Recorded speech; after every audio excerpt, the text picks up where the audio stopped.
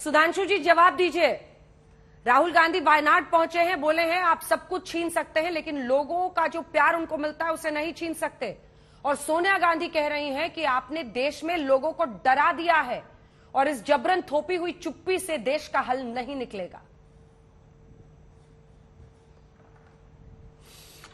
देखिए, राहुल गांधी जी के लिए मैं कहना चाहूंगा कि आप केवल एक ही चीज ले सकते हैं, वो ये है कि आप भारत के ही नहीं दुनिया के सबसे बड़े राजतंत्र जो लोकतंत्र के आवरण में छुपा हुआ है उस परिवार के वली अहद सल्तनत हैं। बस इतना तो आपका जन्मजात अधिकार है, बाकी जनता देती है। बाकी जनता आपको देगी तो स्वीकार करना पड़ेगा, नहीं देगी तो आप नहीं कर सकते।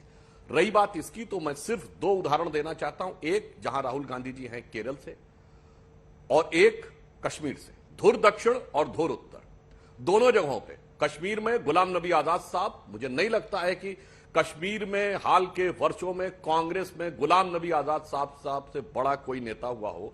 और दक्षिण में आप आइए, केरल में ए.के. एंटोनी साहब से बड़ा नेता कोई केरल में नहीं हुआ।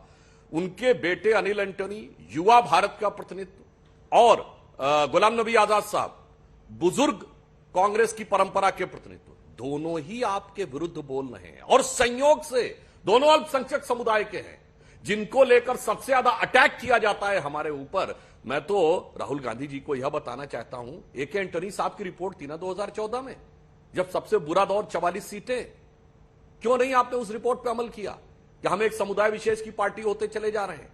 वो चीज तो आपको सीखनी चाहिए थी। अब एक बात सोनिया जी पे कह देते हैं। सोनिया जी के ऊपर बोलने से पहले मैं अंजना जी एक वाक्य बोलना चाहूंगा और सबको याद आ जाएगा ये किसने बोला था। 100 जवाबों से अच्छी है मेरी ये खामोशी, न जाने कितने सवालों की आबरू रख ली। ये पूर्व प्रधानमंत्री डॉक्टर मनमोहन सिंह जी ने पार्लियामेंट में बोला था जब हम लोग विपक्ष के रूप में सवाल पूछते थे। पुनः कह रहा हूं, 100 जवाबों से अच्छी है मेरी वो खामोशी, न जाने कितने सवालों की आबरू रख ली। अब तो आरोप ये है ना सुधांशु जी, वो कहते हैं आप विपक्ष को सवाल ही नहीं पूछने देते।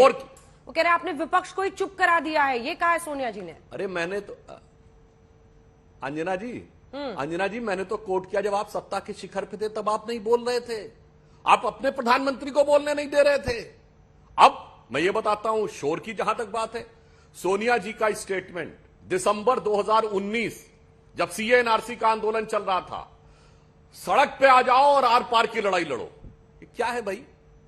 आज तक कभी किसी नेता ने यह कहा है? मुझे इसलिए ज्यादा ध्यान आता है, ये वही कांग्रेस है जो अपने को गांधी जी का उत्तराधिकारी कहती है। महात्मा गांधी ने 1920 में पूरा असहयोग आंदोलन रुकवा दिया था क्योंकि चौरी चौरा में हिंसा हो गई थी। उन्होंने कहा था कि मेरा इससे कोई लेना देना नहीं है, पर हमारी नैतिक जिम्मेदारी है। लाला लाजपत राय उस समय कांग्रेस के अध्यक्ष थे, उनका वक्तव्य याद करिए। उन्होंने कहा था हमारा आंदोलन विफल हो गया, मगर हमारे नेता के व्यक्तित्व की विराटता के मुकाबले हमारी असफलता बहुत छोटी है। ठीक 100 साल बाद वो गांधी जो कहते हैं सड़क पे आ जाओ आर पार कर लो, सीएनआरसी में दंगाइयों के साथ आग खड़े हो गए।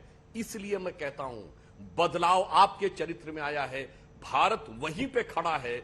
आपकी पार्टी के अंदर न युवा की आप सुन रहे हैं, न बुजुर्ग की आप सुन रहे हैं, न उत्तर वाले की सुन रहे हैं, न दक्षिण वाले की सुन रहे हैं, न बहुसंख्यक की सुन रहे हैं, न अल्पसंख्यक की सुन रहे हैं। अपने में मगन हैं और आपको अपना ही में शोर, अपनों के शोर में आप ऐसे हैं कि बाहर जो कुछ हो रहा है उसके प्रति आप मौन रह जाते हैं। अखिलेश जी जवाब दीजिए। और ये सवाल बड़ा है कि कांग्रेस पार्टी को अगर अपना प्रदर्शन सुधारना है तो ये आप ही को करना पड़ेगा, ये कोई और आपके लिए नहीं कर देगा। राहत इंदौरी साहब ने लिखा था, ना किसी हम सफर ना किसी हमनशी से निकलेगा, हमारे पांव का कांटा हम ही से निकलेगा। जी जी जी जी जी अभी सुधांशु जी ने परिवार का जिक्र किया। सुधांशु जी, हमें इस परिवार और कांग्रेस के तमाम परिवारों पे गर्व है जिन्होंने इस देश के लिए त्याग किया, तपस्या किया, कुर्बानियां दिया हैं। आपके पास तो सिर्फ शर्मिंदगी वाले परिवार हैं जिन्होंने इस देश के लिए दगा दिया, गद्दारियां की हैं, मुखबिरियां की हैं, इस देश के जंगे आजादी में अंग्रेजों का साथ दिया है। हमें गर्व है, हमारे नेता के परिवार और कांग्रेस और देश के हजारों लाखों उन परिवारों को, जिसमें आप लोगों के किसी पूर्वज के परिवारों का जिक्र नहीं है, जो उस घराने से जो आते हैं नागपुर वाले। देश के लिए कुर्बानियां देने वालों के जज्बा आप में नहीं आ सकते। सत्ता पा जाने से आपके दिल में वो भाव, वो रोंगटे खड़े करने वाले सोच कभी भी नहीं आ सकते। और आप लोगों की भाषाओं को सुन करके जो भी देशभक्त है उसको ये जरूर याद आएगा कि आज ये किस तरह से मुखौटे लगा करके अपने आप को क्या बताने दिखाने का प्रयास कर रहे हैं। इनका इतिहास जग जाहिर है। इतिहास के पन्ने बदल सकते हो, इतिहास नहीं बदल सकते हो सुधांशु जी। इतिहास के पन्ने बदलते रहो, इतिहास नहीं बदल पाओगे। इतिहास आपका इतना दागदार और काला है, बताने की आवश्यकता नहीं है। आप आज लोकतंत्र की बात करते हैं। हिंदुस्तान का हर कोई यह महसूस करता, आप भी करते होंगे अपनी पार्टी में, ऐसा नहीं है, बीजेपी के लोग भी करते हैं।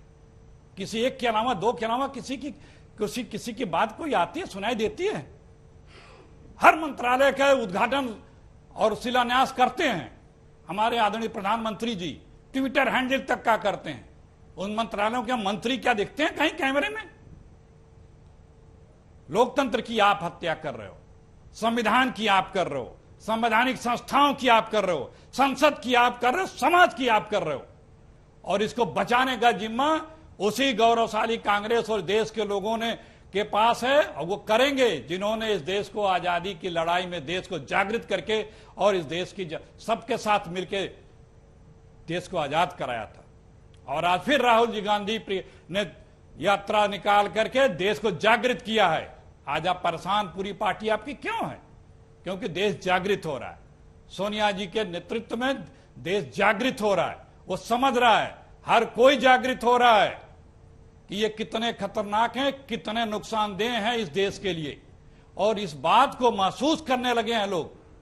अभी आपको धीरे धीरे दिखना शुरू हो जाएगा। कर्नाटक में तो अभी आपको एहसास भी शुरू हो गया है। अखिलेश जी, आपने कहा कि सोनिया जी के नेतृत्व में, क्या हम माने कि जो प्रश्न वो खड़े कर रही हैं तो 2024 में पूरे मोर्चे को वो संभालेंगी और आगे आएंगी और एक्टिव होंगी सोनिया गांधी 24 में?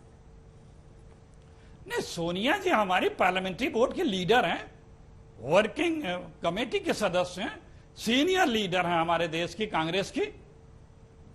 उनकी एक विश्वसनीयता है, उनकी एक आवाज है, लोगों की आस्था उनमें है।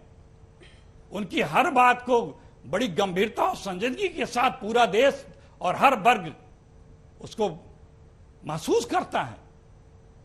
वो इस देश के लिए, इस देश की चिंता करती हैं कि कैसे ये देश, आज आपसे कोई असहमत है बताइए?